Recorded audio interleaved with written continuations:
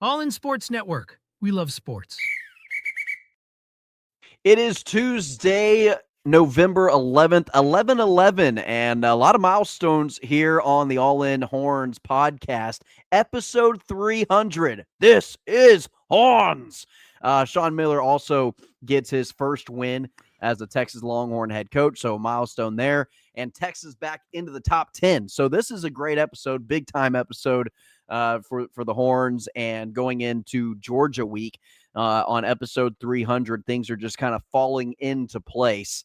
But Jake, we had a little bit of a small mini buy. So it feels like you and we haven't really spoken to each other, at least not via podcast, since we last recorded on Thursday last week or something along those lines. Yeah. It's funny because before the podcast, I mean, obviously we text regularly, but we wouldn't talk on the phone that much even before the podcast, like once a month, every other month at most. Sure.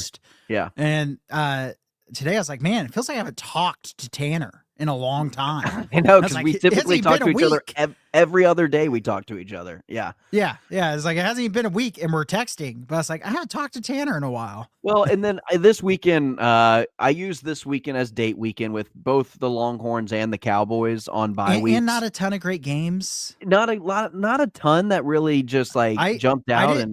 I didn't really watch any football this weekend. Hand up. Not that I just felt like I needed a break from football, but I was like, hey, do some stuff with the wife. Yep. Hung out with a friend on Sunday, just did some other stuff since really NFL and college. There weren't a ton of great matchups that excited. Like Mizzou A&M should have been a big matchup, but Mizzou was playing with a third string true freshman quarterback. Texas Tech BYU didn't really pan out to be a great game. I mean, Texas Tech kind of dominated that game, so there wasn't really. Yeah, I thought that game would at least be closer. And BYU just wasn't competitive. We'll get to the underdog entries soon enough, but boy, bad all-time bad weekend for not just the All in Horns entry, but just in general, all my entries. I felt so confident going into this week, and I wasn't even close. I blame the students. I blame the athletes, not me. I was correct in my assumptions, but they didn't play the way I wanted them to play. Yeah, we got to figure something out in the all in horn, because the all in horns one has just been miss after miss after miss. We have yet to hit a single all in horns entry. We haven't been doing it the whole season. We started doing an actual all in horns entry because we both hit individually on entries we put in whenever we were doing that for the first 6 weeks. But the last 3 or 4 weeks, we've done one all in horns entry. It's not been good. And by the way, I think you made it worse because as soon as you finally pointed the finger at me, we both started missing everything. Okay, so I missed Jackson Smith and Jigba by 3 yards because he had 87 at halftime, and I was like, "Oh, this is a shoo-in." Then I looked at the score, and it was 35-0. I said, "He's not getting another yard." So then he picked up a 7-yard rush or a 7-yard passing play and missed it by 3 yards, and then Fernando Mendoza missed it by a touchdown. So, yeah, it was another very close weekend, but just not enough. Yeah, we've come close on most of them, to be fair. But the last couple, did Mendoza end up throwing 2 touchdowns? No, he only throw one? He had one touchdown, and we missed it by Jackson Smith and Jigba 4 yards and a passing touchdown for Mendoza, and that was it. So again, we're right there. We're on the cusp, except for last week was absolutely atrocious. But and that was our safe bet. I feel like we do better whenever we kind of take a little bit of a risk. I mean the 1 week still just blows my mind where Josh Allen didn't get the 2 touchdowns, and we hit all the other tough ones. And that one was going to pay out. That was going to pay out for over $200. Yeah, that was a rough one. We'll hit the drawing board this week. I don't think we have anything ready yet. No. But by the midweek episodes, we'll have something cooked up. I gotta reformulate the computer. Got to get a spreadsheet going or something. Here's one thing that I wasn't taking into account as much, but now you kind of have to, now that we're in the month of November. Bad weather games, cold weather games. windy games, snow games. Like there are certain things where I'm starting to have to take into consideration that I really wasn't taking into consideration all that much earlier this year. Yeah, now it's like, great. Now I got to do weather updates and see, like, is it going to be more of a running game or a passing game? What are we doing here defensively? So yeah, it's just been one of those kind of years for us. But just in terms of all my other entries, stinky poo poo. I mean, it was a bad week. I think I won one entry in both college and pro combined this weekend. So just not a great weekend. Good weekend to not watch it, but every time I checked my entries and the status of them, I was like, oh, that's another loss. Cool. Lost $10 there. That's really fun. Yeah, luckily I didn't do much on Underdog, but I did throw some bets on FanDuel, and because living here in Kansas City I can, and it just wasn't good. It wasn't good. Just a bad weekend. Indiana really hurt my feelings. I really went in on Indiana, and their worst performance of the year. I do think it's funny, by the way, before we get into Texas, I don't want to like be an Indiana defender, but I do think it's crazy everyone's kind of shitting on Indiana for having their first close game of the year. People are like, oh, Indiana should drop in the ranking, like all this stuff. I'm like, they have blown out everyone. They had one close game at Penn State. I don't think we should be saying they're frauds. I'll forgive you for that. Yeah. And that's the last game that Penn State's probably going to get up for, because they don't really have anybody else to get up for. Yeah, but I just didn't get. I don't know if you'd seen that at all, but I'd seen a bunch of people trying to dunk on Indiana and say like, oh, their resume is not as good as X, Y, or is like as A&M. It's like their resume is better than A&M. I've seen people dunk on Gus Johnson's game-winning call for that game, which I don't know your opinion on it. I thought it was pretty Gus Johnson-esque. Like I wasn't really like just like, oh my God, we got to get him out of the booth. But he goes crazy and he lost his voice and he just was like voice cracking and just it was Gus Johnson. I don't really know what else anybody wants. The voice cracking was just tough.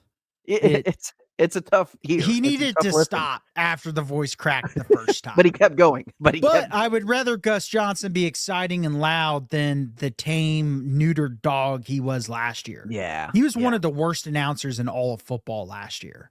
Yeah, no, it was.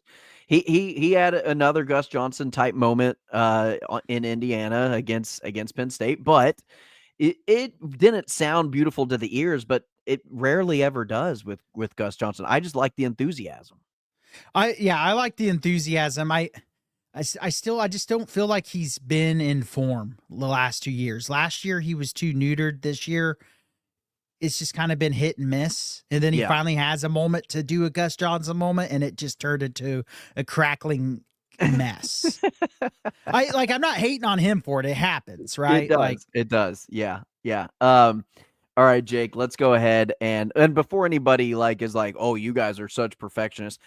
No, we're not college football broadcasters by any means, but we have called college football and basketball games before.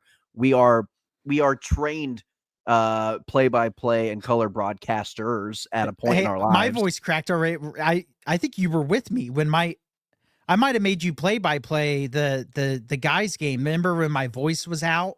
Yeah, you were just losing your voice. Yeah, and it was just gone. I think I ended up having you play-by-play the second game because I was like, there's nothing in here. Yeah, and so I've actually had to change over the years, whether that be calling games in college or to now. I still call high school football games.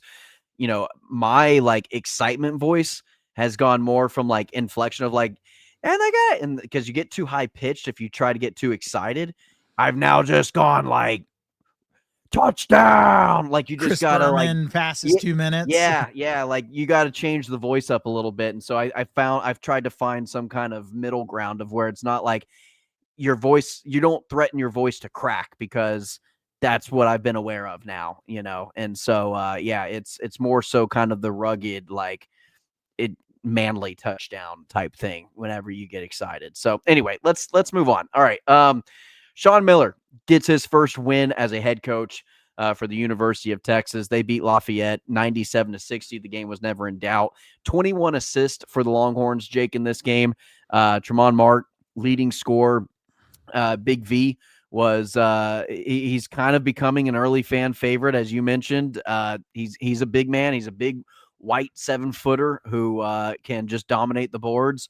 And I feel like he is the type of player, Jake, we're going to see if Texas can make the March Madness tournament this year, which I have them in. But again, if they make it, it's still a long season.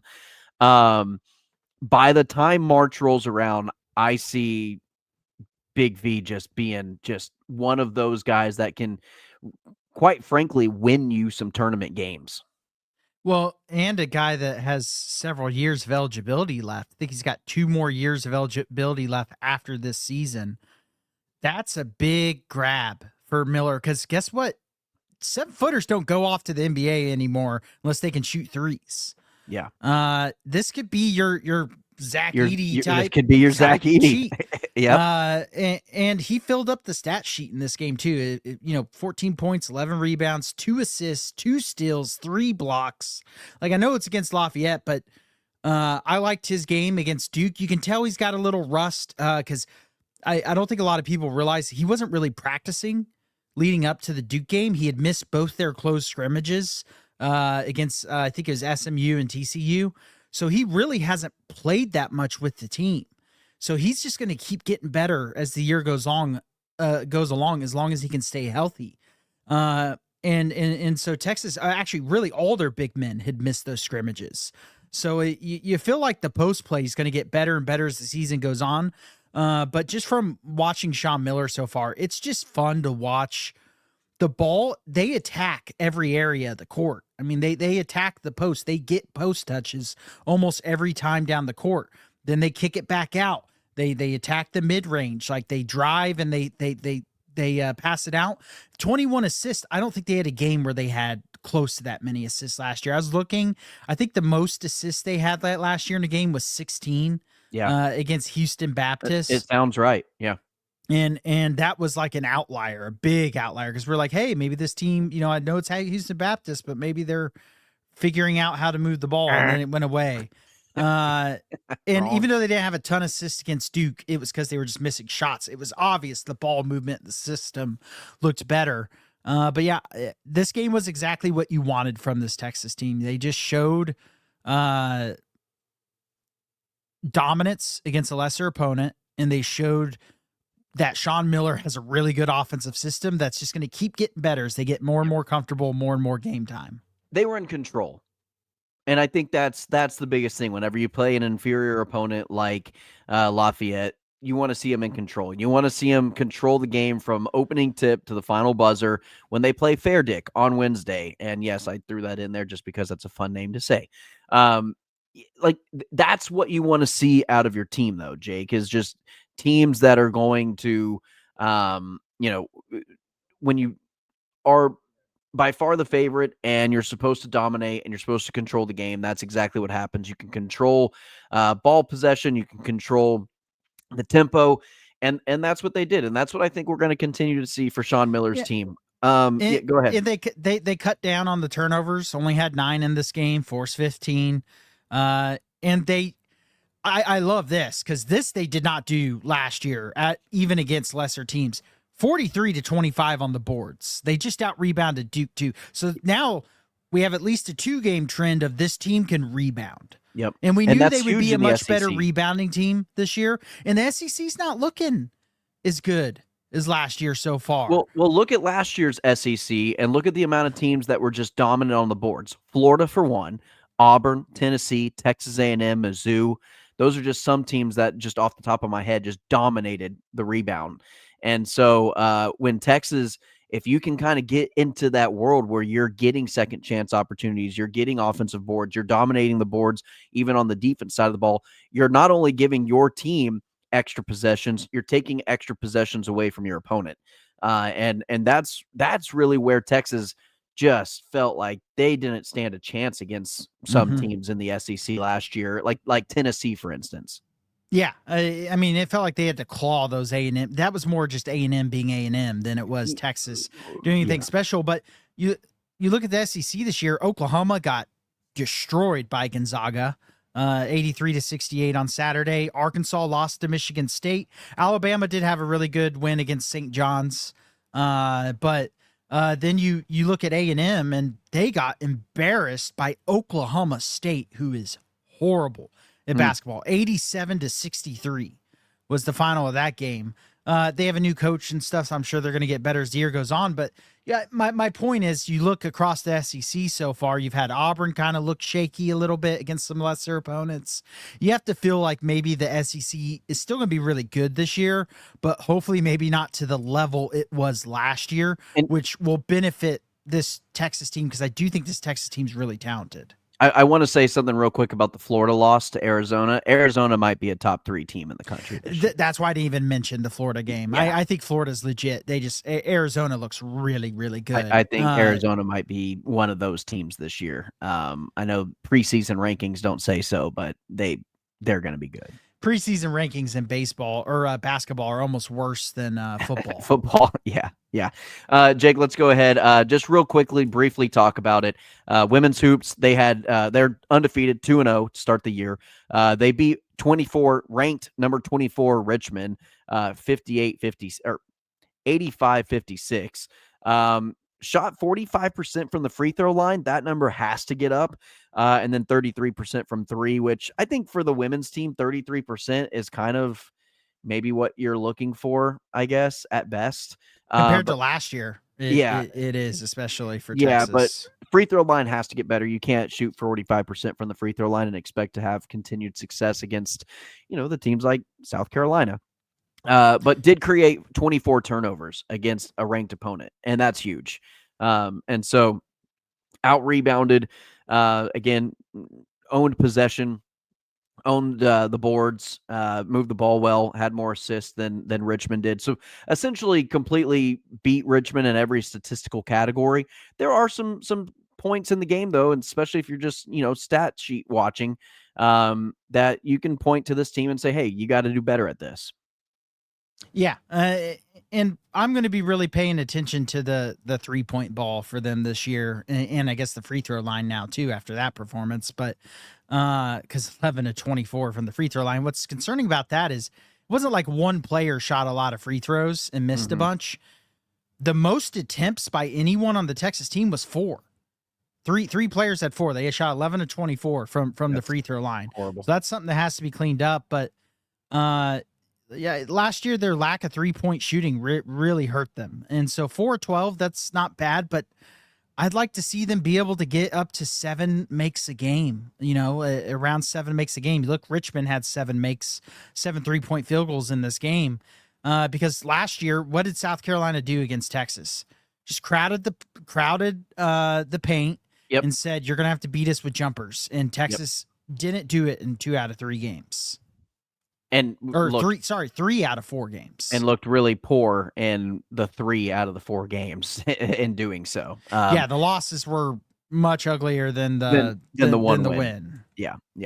All right, Jake, let's hit up Underdog real quickly, and then when we come back, we will briefly talk about our weekend at Underdog. I know we kind of highlighted it a little bit on a preview to begin the episode, but we'll hear from Underdog, and then we'll look at the entries that we made over the weekend. Football is back, and Underdog is the best place to make picks and win money all season long. Playing on Underdog is easy. Just pick whether your favorite players will go higher or lower on stats like touchdowns, receiving yards, interceptions, and more. Get your picks right, and you could win up to 5,000 times your cash. You can play with as little as $1. Download the app today and sign up with promo code HORNS to score $50 in bonus funds when you play your first $5. That's promo code HORNS. Millions of fans have already won billions making picks on Underdog. Will you be next? Underdog, make picks. Win money. Must be 18 and up. 19 and up in Alabama, Nebraska, 19 and up, and in Colorado for some games. 21 and up in Arizona, Massachusetts, and Virginia. And must be present in a state where Underdog Fantasy operates. Terms apply. Offer not valid in Maryland, Michigan, Ohio, and Pennsylvania. Concerned with your play? Call 1-800-GAMBLER or visit www.ncpgambling.org. In New York, call the 24/7 HOPE line at 1-877-8-HOPE-NY or text HOPE-NY. That's 467-369. See assets.underdogfantasy.com/web/play-and-get-terms_DFS_.html for details.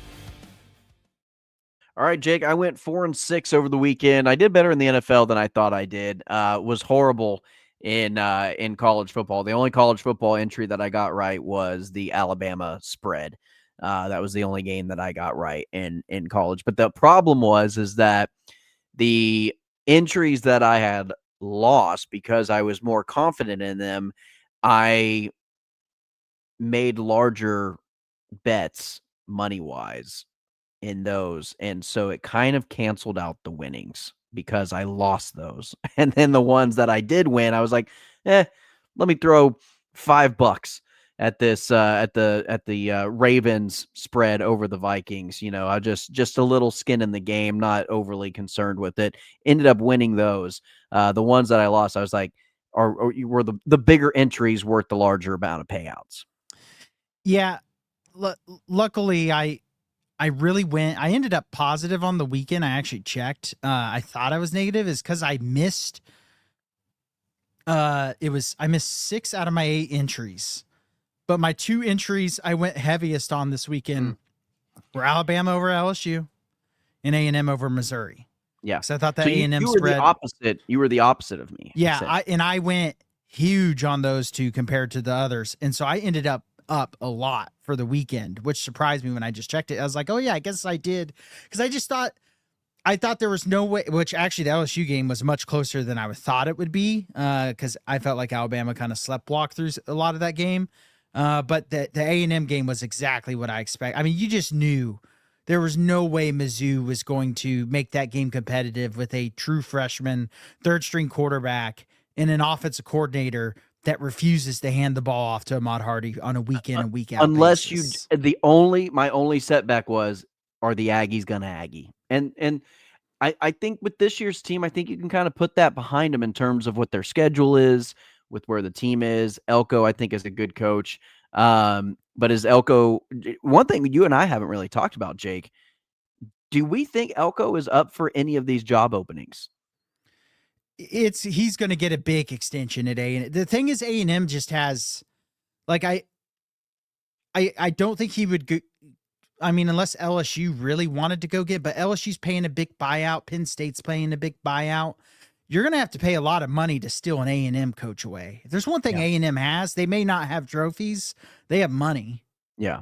And they'll throw it around. They will use it. They'll throw it out there. They're motivated to use it now because this is the best season they've had since the 1930s. Yeah. Now I think it's hilarious that they're all sitting there defending their schedule after dogging on Texas's schedule last year, which was a much harder schedule than what A&M has had this year.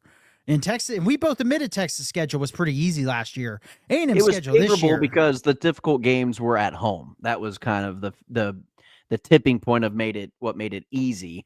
Was most of the difficult games were, and Michigan ended up not being as good as you would have thought. And I mean, that Notre Oklahoma didn't help either with their struggles last year. The Notre Dame win is a big win, but A&M doesn't have a win against a team in the SEC with a winning conference record. No, not a single one. No. But yeah. All right, Jake. Speaking of Texas, back in the top 10. In the AP polls now, we obviously have to wait to see what the playoff committee and how they feel like what they want to do with Texas in terms of the bye week and them not having to play, BYU losing, some of these other teams, that were ranked ahead of them. It's been a little bit of a roller coaster starting the preseason off, number 1, dropping all the way to unranked at one point in this season, and now sitting at number 10 in the country, having a top 10 matchup on the road against Georgia with basically what feels like your postseason lives are on the line. Yeah, I will say this. It'd be very interesting to see what the committee would do if Texas lost to Georgia but then won out. It would be very interesting. It would be very interesting. It would matter how a lot of things go. I'm not saying Texas should get in that scenario, I'm saying it'd be very interesting to see what the committee would do, because Texas would ultimately have 3 road losses, 2 of them to top 5 teams, and then 3 top 10 wins if they beat A&M. So it'd be really interesting to see what the committee would do in that scenario. But if you're Texas, you have to treat it like your postseason lives are on the line. And you have to treat it like you're big underdogs in this game, because you are. It's 5.5 point line for Georgia. There is no like Texas love in this line. The line probably is what it should be, quite honestly. I think when I was watching the Mississippi State game, Georgia is the worst SEC team in terms of scoring points in the first quarter, but they're number 1 in scoring 2nd through 4th. Yeah, I mean, I don't favor Texas in this game. Just looking at it from trying to look at it from an objective point of view, the Vanderbilt game doesn't just make me swing my opinion so heavily of Texas compared to, what we've seen in a week in, week out basis compared to what Georgia, not that Georgia's been perfect, but those games that we're going to talk about where they've looked vulnerable have been at Tennessee, against Ole Miss at home, against better teams. Yeah. I mean, Georgia dominated Mississippi State in that game. Now, Texas, the one thing I can say about Texas, though, is they had 3 bad quarters against Mississippi State. They played their best quarter of the season, and then they played their best complete game of the season against Vanderbilt, especially if the refs didn't make it look close at the end. So, like this, we do have like kind of really 5 quarters in a row of really good play for Texas. That does make me feel better. I'm not going to give them entirely the slack of the fourth quarter. There are a couple of busted coverages that I wish they hadn't given up. But, I mean, you're right. The referees made the game closer than what it ever should have been in the first place. So, like, we never would have been – there would have never been, like, the complaints that there have been about that fourth quarter if the officials just called the game poorly. Not just poorly. No, I agree. It's so bad I've seen like people who always hate on Texas talking about the officials needing to be investigated from that game. That 2-point conversion that's absurd. That's crazy. Like at no point and at any angle would also Vandy jumping offsides and it being a false start on Texas. I mean, a holding in the end zone that should have been a safety on that long drive Vanderbilt got, like that would have been a sack. Like there were so many things that happened in that fourth quarter that would have really, you would have only had the one busted coverage play ultimately. And that would have been forgiven because you've been like backups were in, it happens. All their starters and secondary were not in on that play. Like, oh, well, you move on. But whenever it ends up looking close at the end, the perception has changed a little bit. Hey, you have some interesting stats that you wanted to shout out in terms of the Georgia defense. Everyone wants to talk about Georgia's defense. Kirby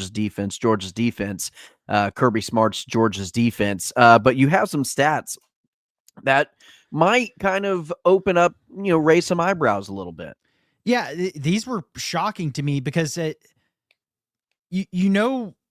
Georgia doesn't have a bad defense this year, but everyone knows they've looked more vulnerable this year on defense. Their offense has really been the better side of the ball this year.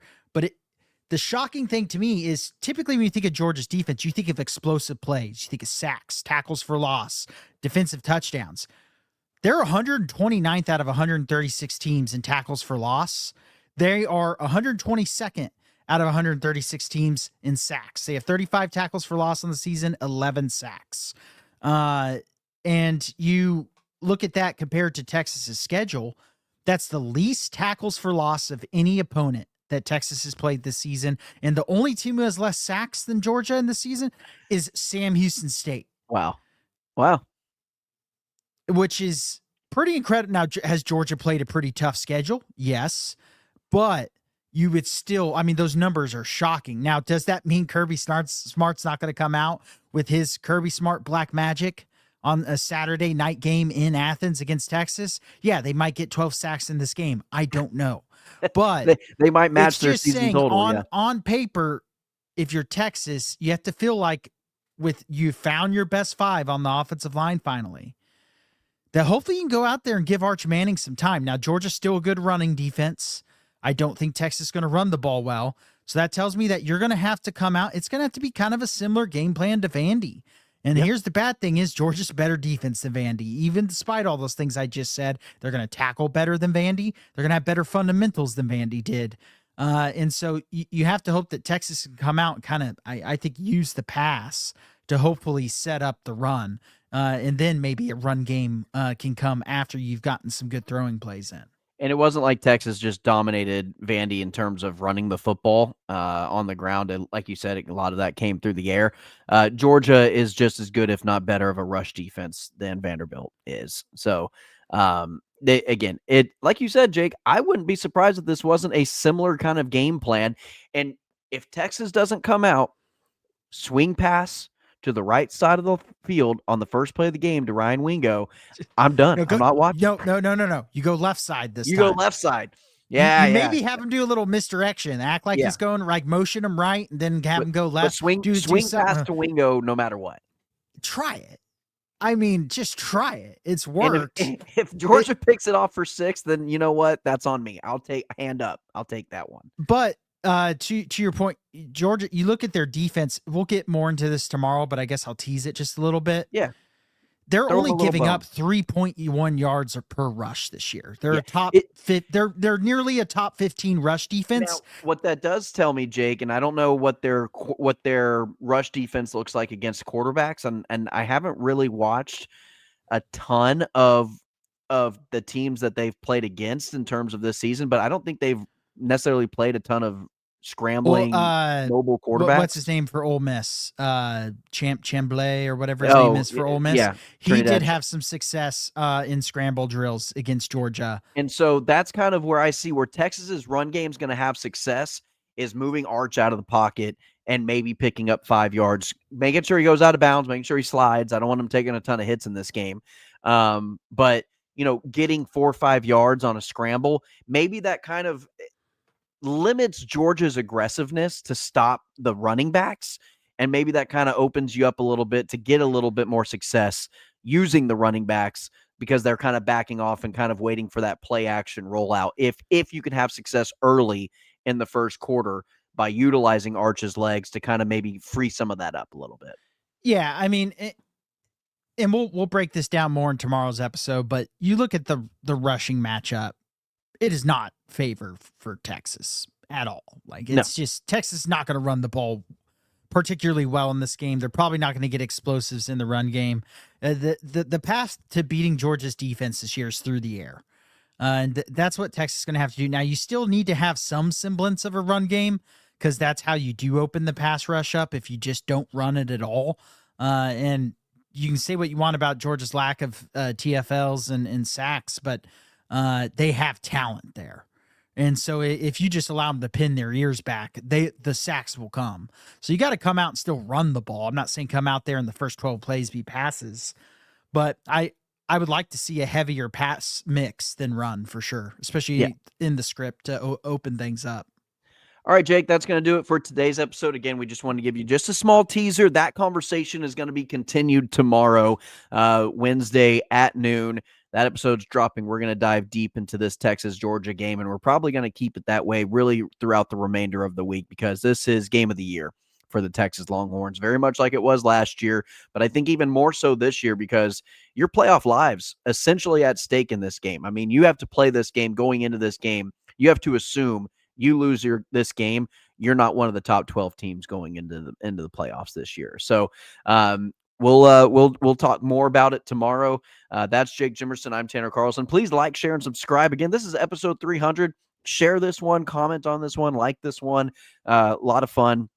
It's been a great 300 episodes with everybody. We're almost to a full calendar year of episodes, Jake.